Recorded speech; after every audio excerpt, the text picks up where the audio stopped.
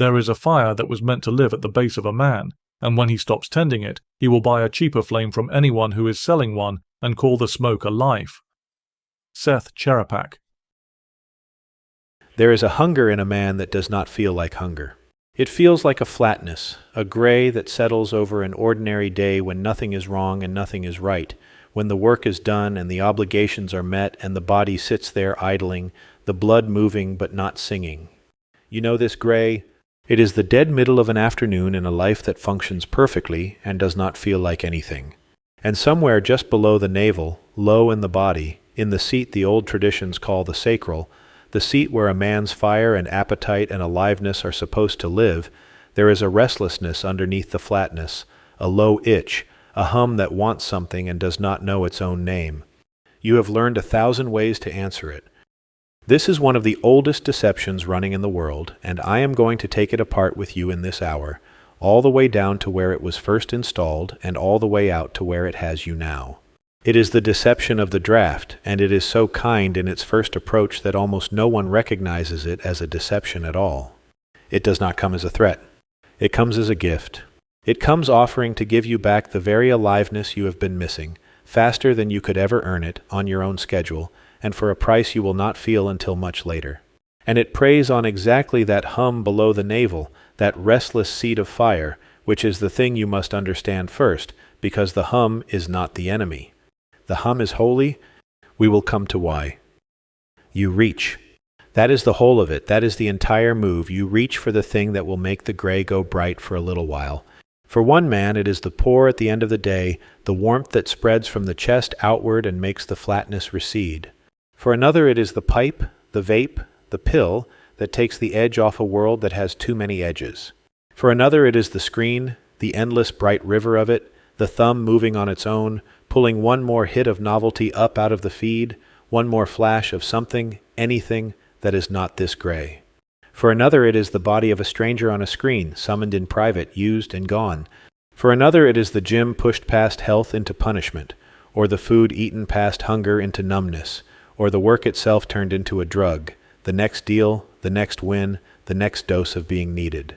The substance changes. The reach does not. The reach is always the same. It is a man trying to feel alive again by the shortest possible route, because somewhere along the way he lost the long one. And notice that the world will hand you a respectable name for every single one of these reaches, so that you never have to see them as the same reach. The pour is unwinding. The pipe is taking the edge off. The scroll is staying informed. The stranger on the screen is no big deal, a private nothing. The work past midnight is ambition. The field is generous with names because a man will keep doing forever what he has a respectable name for, and the names are part of the craft. They are the label on the bottle, and the label is always prettier than what is inside. Strip the names away and look at the bare act underneath all of them, and it is one act. A man feels the gray, and he reaches outside himself for a feeling he could not make on his own, and he gets a flare, and then he gets the hollow, and then he reaches again. That is the whole machine. Everything else is decoration. I know that reach in my own hand. I will tell you something true, because this whole channel is built on me telling you true things and not pretending I am speaking from a mountain I have never had to climb. There is a scene in the prologue of Awaken Your Shadow that takes place in the back room of a kava bar, a dim little room full of the smell of bitter root and old incense, where men go to buy a quieter nervous system by the cup. I have sat in rooms like that. I have done the reaching. I know the particular hope in it, the way you lift the cup or the glass or the phone, and some animal part of you genuinely believes that this time the thing in your hand will deliver what it has never once delivered, that this time the flatness will break and stay broken and the aliveness will come and stay. And I know the hour afterward, the hollow that opens when the brightness drains back out, leaving the gray exactly where it was, only now with a thin film of shame laid over the top of it, and the body a little more tired, and the itch already beginning to rebuild itself for the next time. That hollow is not your weakness. Hear me, because the field that runs this deception does its deepest work through your shame, and I am going to take that tool out of its hand right now. The hollow is not a character flaw. It is the signature of a counterfeit. It is what every counterfeit leaves behind, because a counterfeit by definition cannot deliver the thing it imitates, and the reach for the draught is the reach for a counterfeit of one of the holiest fires a man carries. So before we go a single step further, let me say the thing the field never once said.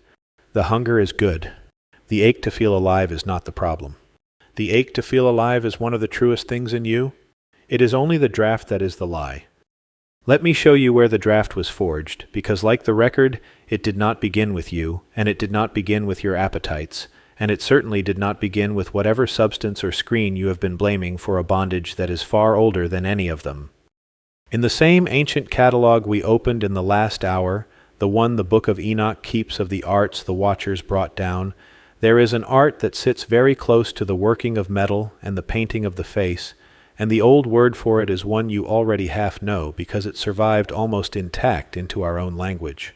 The Watchers, the texts say, taught humanity the cutting of roots and the cutting of herbs, the mixing of potions, the craft of the draught that changes what a man feels. The Greek that the oldest scriptures use for this art is pharmakeia, and your modern ear hears in it the word pharmacy, and that is not a coincidence, and it is not a slander against medicine. It is a thread, a long, unbroken thread that runs from the first watcher who taught the first woman which root to cut and what it would do to her blood, straight through the alchemist bent over his fire trying to distill the essence of feeling itself, and arriving at last in the small bottle in your cabinet and the small device in your pocket, both of which do the identical ancient thing. They reach into the body and they change, by craft and from the outside, what a man feels on the inside. Now the comfortable reading of this stops at drugs and poisons and calls it a warning about substances, and that reading is not wrong, it is only shallow, the way the comfortable reading of the writing stopped at literacy. Go deeper. What pharmakeia actually installs is not a particular potion, it is a principle, and the principle is this. That feeling is a thing you produce by technique from the outside on demand. That the inner life of a man, his aliveness, his joy, his peace, his desire, his very sense of being awake inside his own skin, is a set of states that can be manufactured by the right intervention applied to the body, the way a craftsman manufactures a tool. That is the installation, not the cup. The idea behind the cup. The idea that your aliveness is a product, and that the product can be bought, and that the shortest path to feeling is always through some craft applied to the flesh, rather than through the slow living of an actual life. And once that idea is installed in a people, you do not need to force anything on them ever again. They will line up, they will build the whole apparatus themselves and call it progress and call it freedom and call it self-care, because the idea answers a real ache with a fast lie, and a fast lie will always outsell a slow truth to a man in pain. The Watchers did not have to chain anyone to the draught. They only had to teach the principle and let the human craving do the rest, generation after generation, each one refining the craft, each one building a faster and purer and more total way to manufacture feeling and bypass the life that feeling was meant to arise from. The pill is more refined than the root. The screen is more refined than the pill. And whatever is being built right now in the laboratories of sensation is more refined than the screen, and it is all the same art, the cutting of roots, taught by the same hands, aimed at the same place in you, the place just below the navel where your real fire was meant to live. Enoch even keeps the names of the hands that taught it. The catalogue says that among the Watchers who came down, it was the ones the text calls Kazdeja and Shemyaza, and their kind who taught the cutting of roots and the cutting of herbs and the smitings of the spirits, the whole craft of reaching into a body through a substance and changing what moves inside it. The first pharmacists were not healers who lost their way. They were the curriculum, doing exactly what it was sent to do, and the scriptures that came after never lost the thread either. When the old texts list the works that war against the spirit, they set sorcery in the middle of the list, and the word they use for sorcery is that same word, pharmakeia, the drug craft, the potion art. And when the last book of the Bible describes the great system that deceives every nation on earth in the final hour, it says the deceiving was done by her pharmakeia, by her sorceries, by the drugging of the nations into a sleep they mistake for pleasure. The thread is unbroken from the first cut root to the last empire.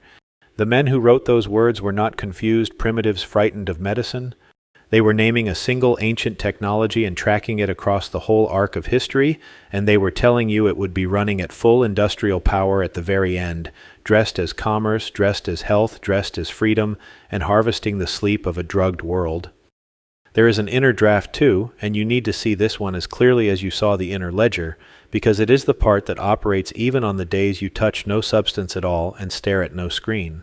Just as a man learns to keep accounts on his own soul, he learns to dose his own states from the inside.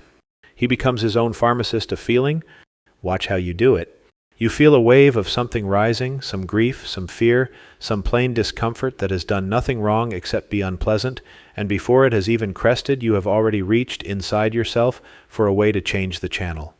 You manufacture a fantasy to pull yourself out of the present. You spin up a resentment because anger feels stronger than sorrow, and you would rather feel strong than feel the sorrow. You replay an old victory to get a thin hit of pride when the now feels too small.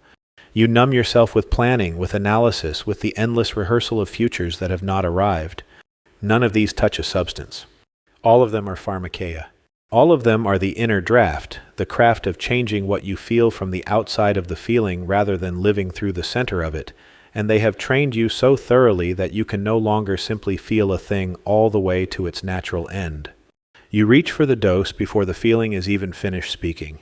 And a man who cannot stay present for his own feelings is a man who is never quite present for his own life, which is the exact numbness the draft was supposed to cure, manufactured now by the very reaching that promised to fix it. Watch yourself for one ordinary day with this in mind, and it will frighten you a little in a good way, the way the first clear sight of any cage is frightening. Count the reaches. Not just the obvious ones are easy. Count the small ones. The reach for the phone the instant a line forms or a silence falls or an elevator door closes. The reach for the snack that the body did not ask for. The reach for the argument in your head with a person who is not in the room, because the friction of it is more vivid than the flat present. The reach for the plan, the fantasy, the rehearsal of the future, the replay of the past. Each one is the inner pharmacist, mixing a small dose to change the channel away from whatever this bare moment actually contains. And underneath every single reach, if you slow it down enough to see, is the same refusal, the refusal to simply be here, in the body, in the plain, unaltered present, which the field has taught you to experience as unbearable, when it is in fact the only place your real life has ever been available to you. I wrote about this in Awaken Your Shadow, in the chapter on the adventurous self, and here is who you were built to be underneath all the reaching. You were built to be a trailblazer. The part of a man that is hungry for aliveness, that wants the world to be vivid and the blood to move and the days to have edges worth feeling, that hunger is not a defect to be medicated, it is a calling. The trailblazer is the part of you made for the quest, for real adventure, for the kind of aliveness that you cannot buy because it is not a product, it is a fruit, and fruit grows slowly on a living tree and cannot be manufactured in any laboratory however refined. The trailblazer was built to go out into the actual world and the actual body and the actual presence of other people and of God, and to find there a vividness that no draft can counterfeit, the aliveness of a man who is all the way inside his own life. And the trailblazer carries a contract, and the old framework names it the contract of flesh. Hear the word the way you must hear it. The contract of flesh is the agreement a man holds with his own body, and there are only two ways to hold it. You can hold the body as a sacred and intelligent system, a living thing with its own wisdom, its own signals, its own slow and trustworthy ways of coming alive, a thing to be inhabited and listened to and lived inside. Or you can hold the body as a machine, a numb apparatus that produces too little feeling on its own, and therefore must be driven, dosed, optimized, and forced to perform the aliveness it will not generate on command. The draft only works on a man who has already signed the second contract. It can only sell you a chemical aliveness if you have first come to believe that your body is a machine that has failed to produce enough of its own. And most men signed that contract so long ago they do not remember signing it.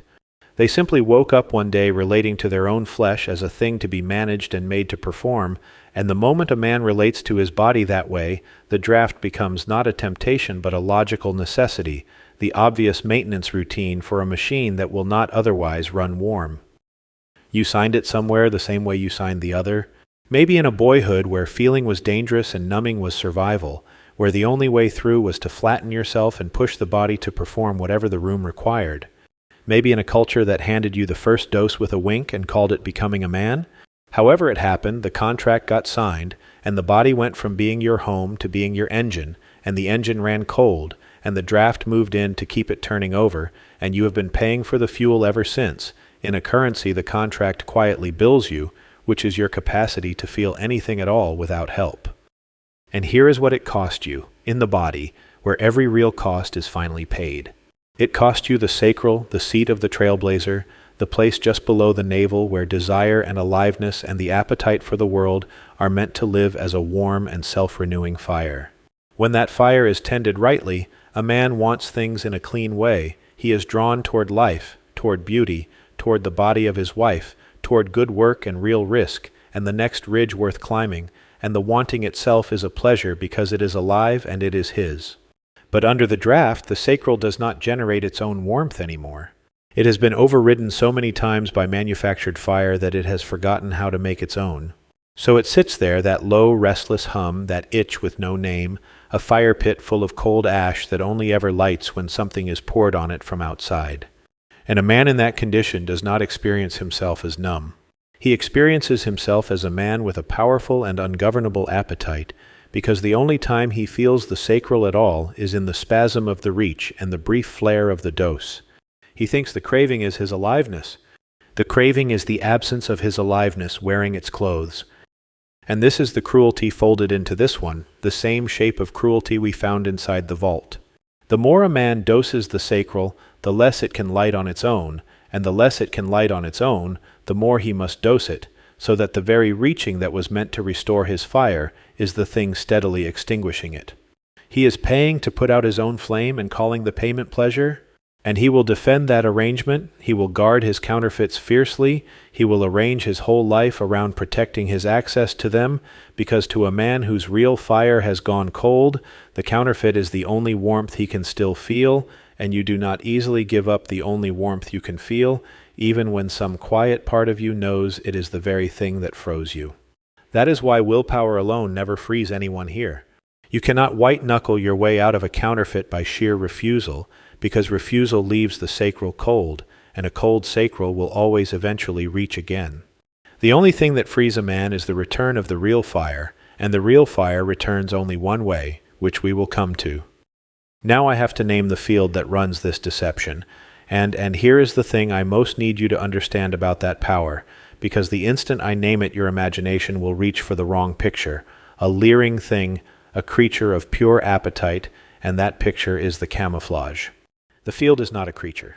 It is a field, a weather, a pattern of distortion that moves through bodies and cultures and pulls 1,000 free reaches into one recurring shape. And the field that governs the draft the old texts name Asmodeus, which is one more of the Archons, one more of the ruling powers the Gnostics learned to name, working the same prison the Watchers built, governing this time not the vault, but the sacral, not the fear, but the fire. Hear what Asmodeus actually is, because it is not what the cartoons made it. Asmodeus is not lust in the small sense of a man wanting too much pleasure. That would be easy to see and easy to refuse. Asmodeus is the field that whispers that sensation is the same thing as aliveness, that the way to be fully alive is to maximize what you feel, and that any path to more feeling is therefore a path to more life. That is the whole art of it. It does not present itself as bondage. It presents itself as freedom. It comes dressed as liberation, as vitality, as finally giving yourself permission, as refusing the gray little life of the repressed and claiming your appetites like a free man. Lust presents itself as freedom. Sit with that, because it is the entire disguise. The man caught in it does not feel like a captive. He feels like a liberated being who has thrown off the chains of restraint, right up until the moment he notices that he can no longer not reach, that the freedom has become a leash, that the appetite he claimed as the proof of his liberty now gives him orders he cannot refuse.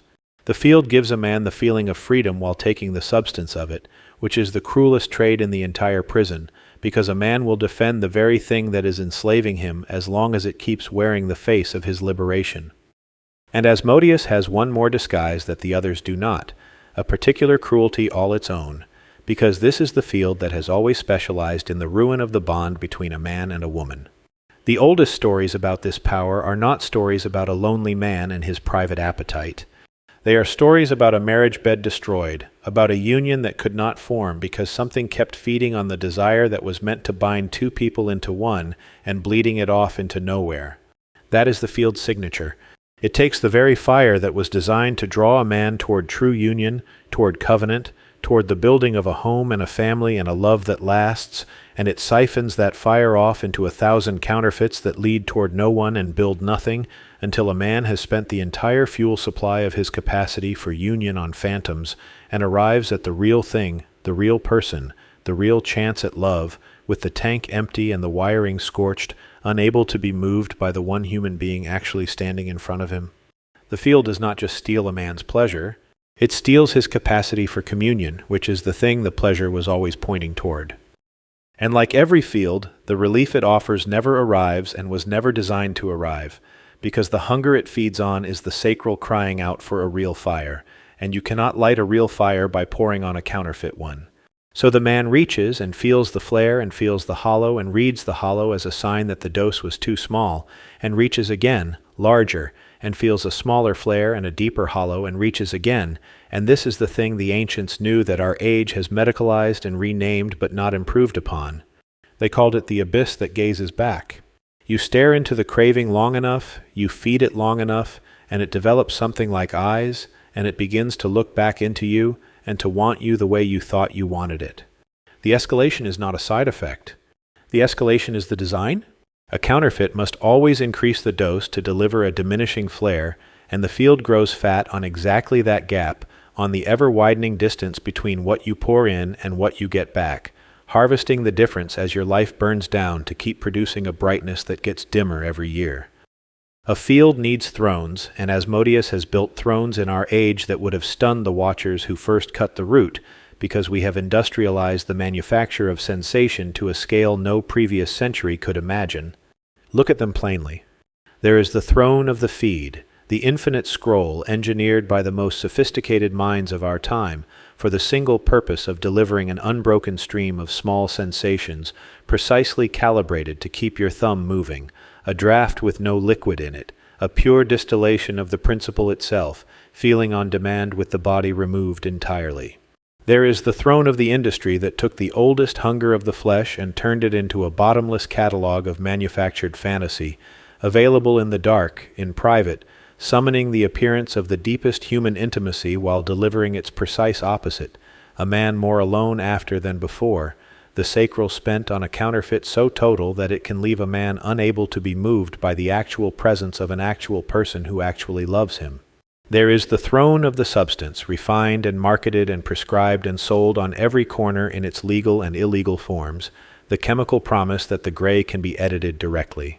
And there is the oldest throne of all, the simple cup, the social draught, the one so woven into how men gather that to question it at all marks you as strange, and the field loves that one most of all, because the deepest installations are the ones a culture cannot even see well enough to question.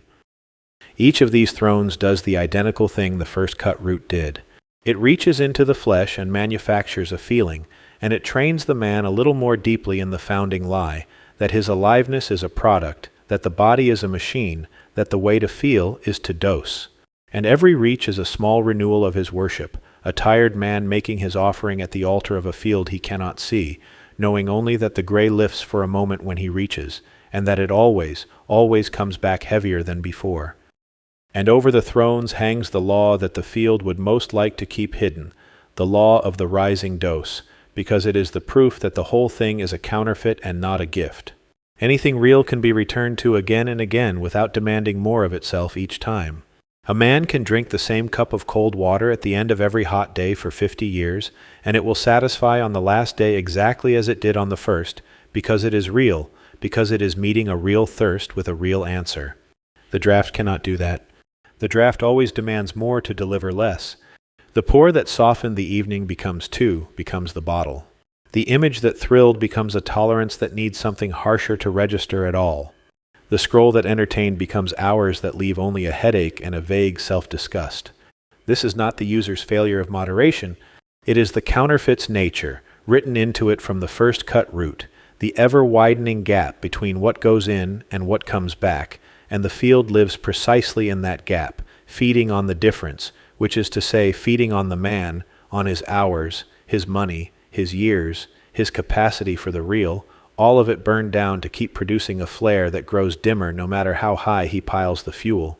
The ancients had an image for what a man becomes when he stares into that gap long enough and keeps feeding it.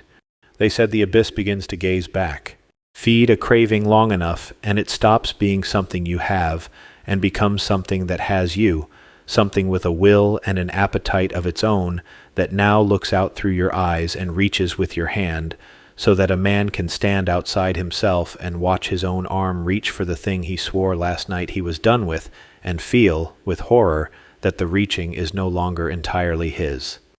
And there is one condition the Draught requires above every other, one thing it needs in order to keep its grip, and naming it is half the cure. It needs you alone. Every counterfeit the field sells is a solitary act, or it makes you solitary in the doing of it even when there are people in the room. The poor is loneliest in a crowd. The screen is a wall you build between yourself and everyone near you. The private use in the dark is private by design, because the field knows that the one thing that breaks its hold is the thing it most works to prevent, which is a man bringing the whole truth of his reaching into the light in front of another human being who knows him and does not turn away. Shame is the lock, and isolation is the room shame keeps you in, and the field guards that room more carefully than any other, because it knows that the moment a man says the unsayable thing out loud to someone he trusts, the spell begins to break. This is why the counterfeit always whispers that you must hide it, that no one would understand, that you will deal with it yourself, alone, tomorrow. That whisper is not your conscience protecting your dignity. It is the field protecting its food. The reach is made in isolation, and it is healed in communion, and a man who will not let himself be known will not be freed, no matter how strong his will, because the strongest will in the world is still just one cold sacral trying to white-knuckle a fire it cannot relight on its own. You are not meant to fight this alone, and the insistence that you must is itself part of the deception. So let me name the counterfeit all the way through, because a thing named in full loses the power it only ever held in the dark. Underneath the entire deception is a need, and the need is holy. The need is aliveness. You were made to feel, made to be vivid, made to want the world and to be moved by it, made for a fire in the body that says yes to being alive. A man with no such fire is not a free man, he is a dead man still walking, and the field would love nothing more than to convince you that the answer to the Draught is to kill the fire, to become numb on purpose, to want nothing, because a man who wants nothing has simply signed a different version of the same contract, treating his body as a machine to be switched off instead of a machine to be driven. The need is right. You are right to want to feel alive. There is no shame anywhere in the wanting. But the need is a doorway, and two things can come through it. The hunger for aliveness can be met in the living, in the slow, real fire of a life actually inhabited, the body listened to, desire ordered toward what is worthy of it, the quest taken up in the actual world under the actual God who made both the world and the fire. Or it can be captured by the field and routed into the counterfeit, which is sensation manufactured on demand, and the counterfeit is built so close to the real thing that a man can spend his whole life pouring the false fire onto the cold sacral and never once suspect that a real one was always possible. The counterfeit says, you will feel alive when you have dosed enough. The truth says, you are alive now under the numbness, and the dosing was the thing that buried it. Here is the turn, and here the betrayal that waits at the threshold wears a different mask than it wore in the last hour, and you must see both faces of it, because this deception is the one where the false teachers come at you from two directions at once and herd you between them like a dog between two fences. From one side comes the voice of the field itself, the voice of Asmodeus, and it says, indulge. It says the body is just a machine, a meat apparatus for the harvesting of sensation. So use it, drive it, pour into it whatever makes it flare. Deny yourself nothing, because there is nothing sacred here to protect, only nerve endings and the brief electricity you can wring out of them before the dark. That is the first lie. The body is a machine, so exploit it. And from the other side comes a voice that sounds like its wholly opposite, the voice that this very channel's audience has heard 1,000 times in the Gnostic teachers and the ascended master channels and the higher consciousness gurus, and that voice says, escape. It says the body is a prison, a tomb of meat the divine spark fell into, a trap built by the maker of this world to bind the light, and therefore the path is up and out, away from the flesh, beyond desire, beyond the body, into a pure disembodied light where the contamination of matter cannot reach you. That is the second lie. The body is a prison, so flee it. And here is what almost no one sees. The two lies are the same lie. They share the identical root. Both of them agree that the body is not sacred. The indulger and the escapist are not opposites. They are two employees of the same field, and the field does not care which fence it herds you into, the exploitation or the flight, because both of them deliver the same prize, a man at war with his own flesh, a man who can no longer simply and reverently inhabit the body God gave him. One man drugs the body to feel more. The other man despises the body to feel nothing. Neither one is home in it, and the field eats equally well off both, because a man divided against his own flesh is a man whose sacral fire it controls, whether by flooding it or by freezing it.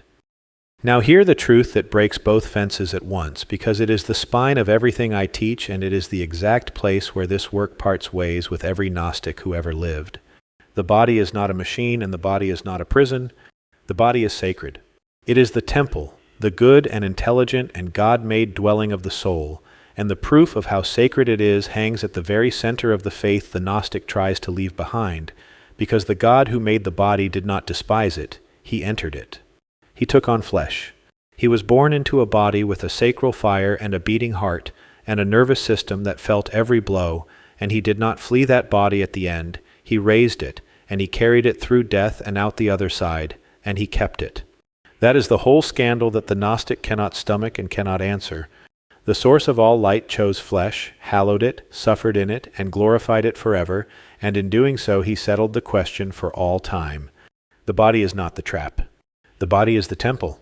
And the reason this work is somatic, the reason I will not let you escape into your head and call it awakening, is that the way home does not run away from the flesh, and it does not exploit the flesh. It runs straight through the middle of a body reclaimed as holy ground. And see what this does to the spark, the thing this whole series turns on, because the two lies handle the spark in two opposite ways, and both of them are wrong in the same direction. The indulger forgets the spark entirely, drowns it in sensation, lives as though there were nothing in him but appetite, and so he never finds the fire under the fire, the real aliveness the counterfeits were imitating. The escapist makes the opposite error, the error we named in the last hour. He finds the spark and decides the spark is God, decides he is a fragment of pure divinity that fell into meat and must now climb back out, and so he despises the body in the name of the light he believes himself to be. Both have mistaken what the spark actually is. The spark is real. It is the image of God set in you. It is the thing that makes the body a temple in the first place, but it is the image and not the source, and an image does not need to flee the temple it was placed in, and an image does not need to be drowned in the temple it was placed in. An image needs only to be lit by turning back toward the one it reflects. That is the whole of it. You do not escape the body to find God, and you do not exploit the body to forget him. You inhabit the body, fully, reverently, as the temple it is, and you turn the spark in it back toward its source, and the fire that returns when you do that is the real one, the one no draught ever managed to counterfeit, the aliveness of a man fully present in a body fully alive before the God who made them both. There is a virtue the old framework sets against the field of Asmodeus, and like the last one, it is not what a captive man would guess, because the captive man hears the name of the virtue and recoils, certain it means the killing of his fire. It is chastity. And chastity is not the absence of desire. Chastity is desire returned to its lawful fire.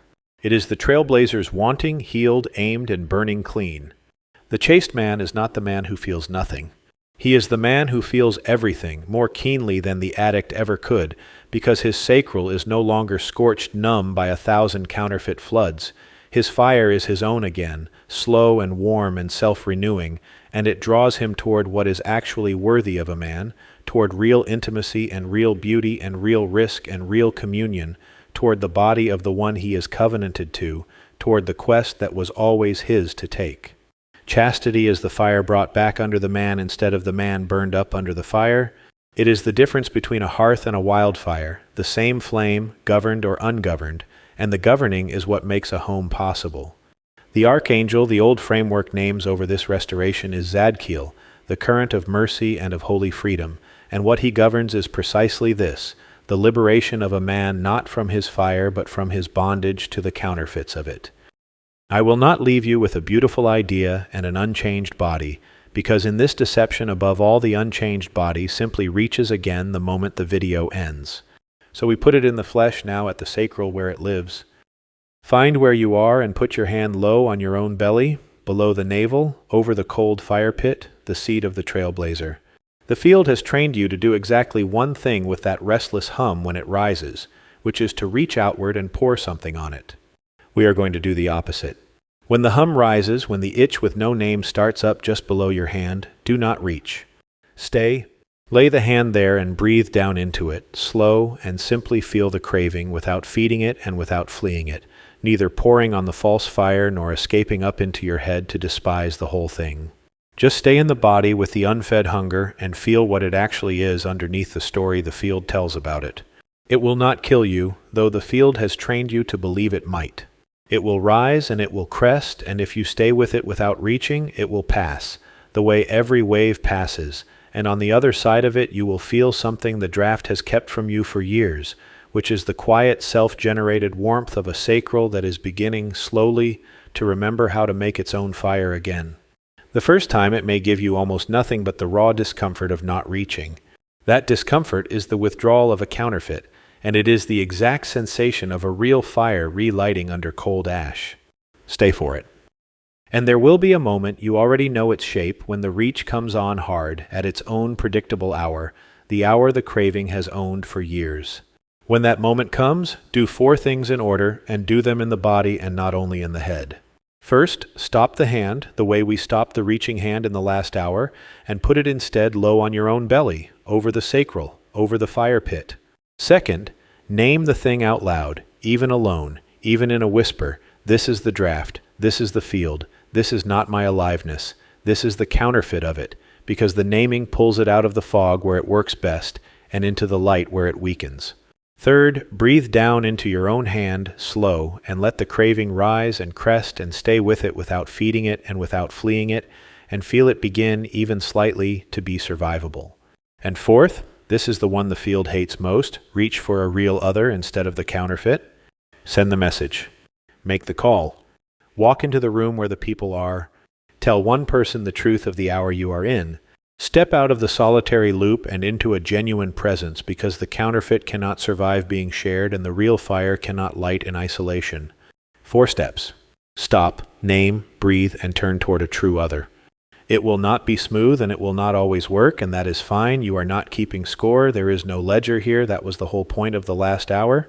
But every time you run it, the field gets a little less of you and the real fire gets a little more, and slowly the hour that the craving owned for years begins, night by night, to become your own. And then live toward the real thing, because the practice in the body has to be matched by a life that gives the sacral something true to burn. The trailblazer was made for the quest, so give him one. Put the actual body into the actual world. Move it, work it, walk it under an open sky, place it in the real presence of real people instead of the manufactured presence of the screen. Take a real risk, the kind that cannot be undone with a swipe. Touch the one you love with a full attention you have not given since the counterfeits took it. Let the aliveness come the slow way, the grown way, the way it cannot be bought, and watch what happens to the craving when the fire it was counterfeiting finally starts to burn for real. The craving does not need to be fought. It needs to be made unnecessary, and it is made unnecessary by a life that delivers the real version of what the draught was faking. And there is a particular shape this real fire is meant to take, which the old framework names under the principle of gender, and you must not flinch from the word, because it does not mean what the noise of the age has made it mean. The principle of gender in the old wisdom is simply this, that real creation requires a true polarity, a genuine other, a meeting across difference that brings forth something neither side could make alone. Every counterfeit the draught offers fails exactly here, because every one of them is a closed loop, a man and his substance, a man and his screen, a man and a phantom, no real other, nothing brought forth, no life created, only sensation consumed and discarded. That is the deepest mark of the counterfeit, that it is sterile, that nothing is ever born from it but the need for more of it. The real fire is the opposite. It is fruitful. It reaches toward a true other, toward your wife, toward friendship that costs something, toward the living God who is the most genuine other of all, and out of that reaching across real difference, life actually comes. Intimacy that deepens instead of hollowing, work that builds, a home that holds, a soul that grows. So when you live toward the real fire, aim it there, at the fruitful and the relational and the real, and away from every closed and sterile loop, because the body was built for communion and not for consumption, and the sacral fire was always a fire meant to warm a home and not to be spent alone in the dark. We climbed one step in this hour, from the root to the sacral, from the cold seat of security to the cold seat of fire, and you can feel by now that this is an ascent, that we are moving up through the body one deception at a time, reclaiming each seat as holy ground. The record taught you to store your ground outside your body. The draft taught you to manufacture your fire from outside your body. Both of them moved something that was meant to live in you out to a counterfeit and left the true seat cold. And the next one moves higher still, to the place above the sacral, to the solar plexus, the seat of the will, where a man feels his own power to author his own life. Because once the field has taken your ground and your fire, it comes for your will, and it comes with the oldest weapon ever forged, the one that puts a blade in one man's hand and a chain on another's, and teaches every man to do to his own soul what the tyrant does to a nation. I am going to show you the forge, and the watcher who lit it, and the lie that control is the same thing as safety in the next video. It is on the end screen now, and it begins exactly where this one ends, at the seat of fire, rising toward the seat of will. For now, stay a moment in the quiet of a body you did not have to dose. Let it be enough that for the length of this hour you felt the hum rise and you did not reach. You stayed. You let the fire begin to be your own again. You remembered that the hunger was always holy, that the ache to feel alive was the truest thing in you, and that the only lie in any of it was the draught that promised to deliver in a cup what was only ever going to grow in a life. Come forward now as a man whose fire is his own again. Come forward as a man at home in the body God made and hallowed and will raise. Come forward as the trailblazer you were built to be, alive the slow and unbuyable way, ungovernable by any field that ever tried to sell you your own aliveness back at the price of your freedom. If this is the work you came for, subscribe so the channel can walk the whole ascent with you, root to crown, one deception at a time. The next video, The Deception of the Forge, is waiting for you on the end screen. Begin there. Your fire was never gone. It was only buried under everything you poured on it to feel it.